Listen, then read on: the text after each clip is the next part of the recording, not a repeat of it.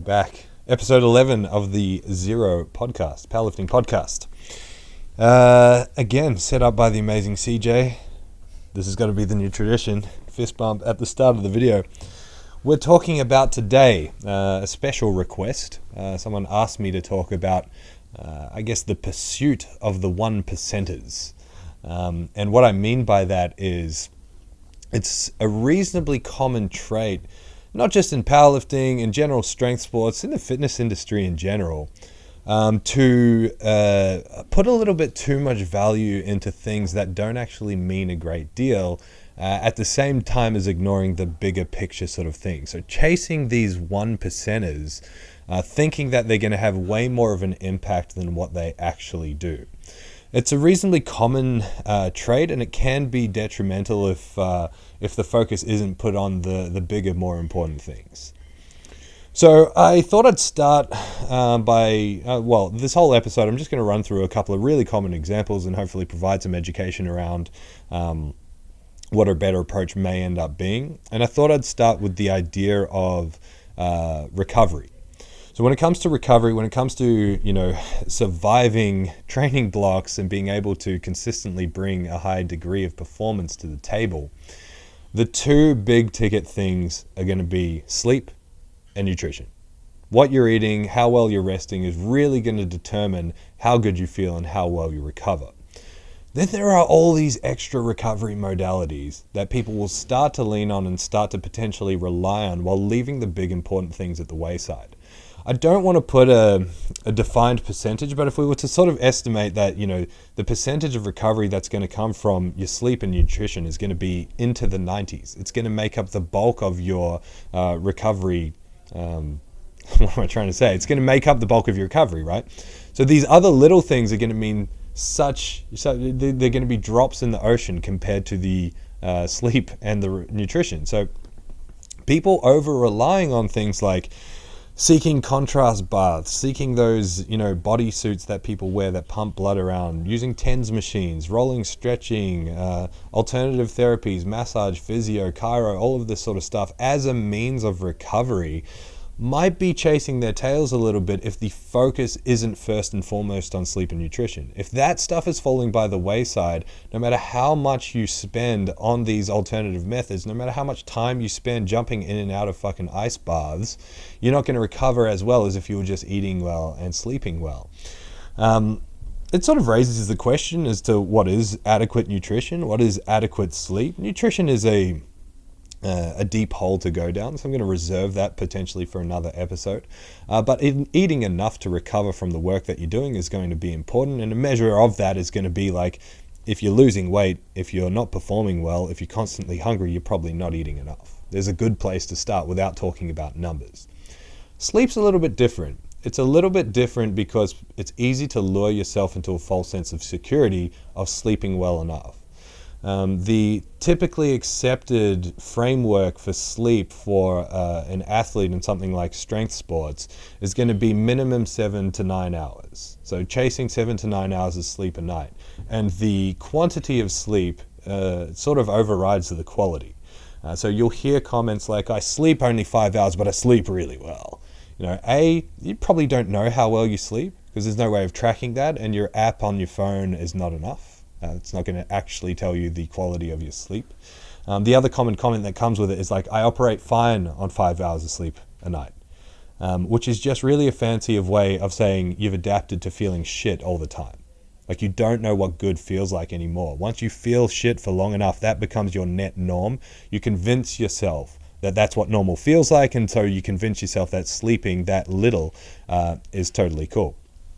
It's a hard thing to manage as a coach because it exists outside of the scope of what we do as coaches, and so it's something that you need to, as a lifter, be introspective about. You need to ask yourself, how serious am I about my progress? How serious am I about my recovery, my performance? If I am very serious about this, then sleep needs to be a priority, and then start asking yourself, what can I do in my life to potentially prioritize this aspect? What can I change? Because there's no good blanket advice because everyone has different routines. Some people need to watch TV before they go to bed to fall asleep. Some people, if they watch TV, they won't sleep very well. So you can't just say limit screen time. It's probably a good general blanket advice, but some of the solid sort of concrete things are definitely limiting light. Your body's circadian rhythms operate on the notion that when things are dark, your body releases melatonin, you want to go to sleep. So limiting light exposure is probably a good idea for most people, but really it comes down to priority. Finding out how important is this, what can you shift around to prioritize sleep.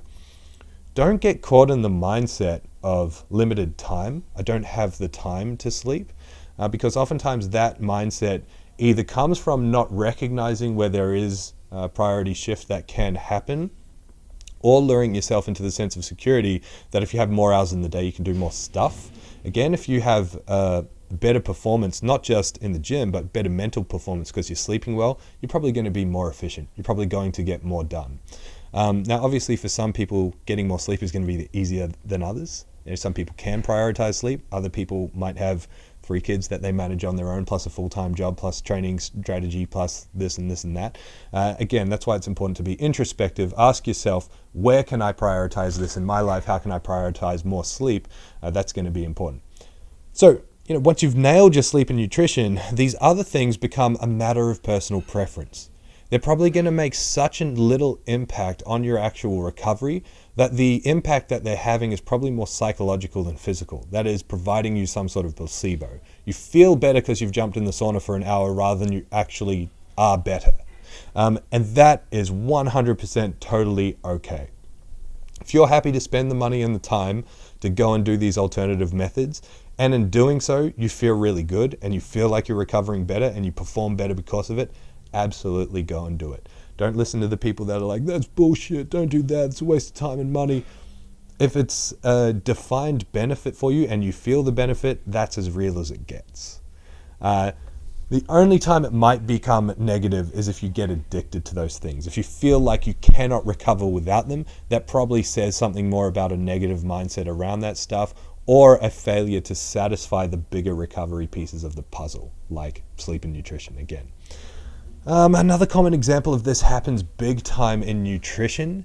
People getting really, really, really obsessed with micro aspects of nutrition and missing the macro aspects of nutrition. People getting really, really obsessed with hitting very specific numbers of carbs, protein, fat, and missing the macro aspect, which is your body doesn't really care. It's not going to notice if there's 200 or 222 grams of protein coming into you. That mindset of thinking that's been really, really perpetuated and spread by the fitness industry really overrides what we understand from a scientific perspective of how the body works, which is, in short, far more complicated than we give it credit for. And so, like, when it comes to the 1%ers of nutrition, getting really, really, really into and hyper-focused on hitting perfect targets, hitting perfect timing of things is going to be far overridden by consistency. Hitting overall intake, that is hitting a consistent calorie intake relative to whatever your goal is, losing weight, gaining weight, maintaining performance. These big ticket things have to come first before you focus on the micro. And in most, if not all scenarios, the micro doesn't matter that much. And the micro probably doesn't change that much. You're probably going to have to get really micro focused if you're looking at absolute peak condition for a shredded bodybuilder at the top end of their sport. Outside of that, it's probably just unhealthy practice. And so what's going to be way more important is focusing on the macro aspects, getting consistent, and doing that over time. So for example, let's look at something like meal timing or nutrient timing. Timing nutrition around particular events, so timing your protein after a workout to hit this magical window of protein, muscle protein to synthesis and all that sort of jazz. The hard thing with this is that there is evidence to support a lot of these things. There is some evidence to support something like that. The problem is if you can read and understand the evidence that's out there, it's so insignificant that it's not worth talking about. That is, like, the benefit that you might get by doing that, you won't feel, you won't know, you won't notice, you won't it simply does not matter that much. It's a really tough thing, because if you're just convinced because someone's told you this, it's hard to override that. You just develop this belief of something that you can't see, you can't feel, you don't know.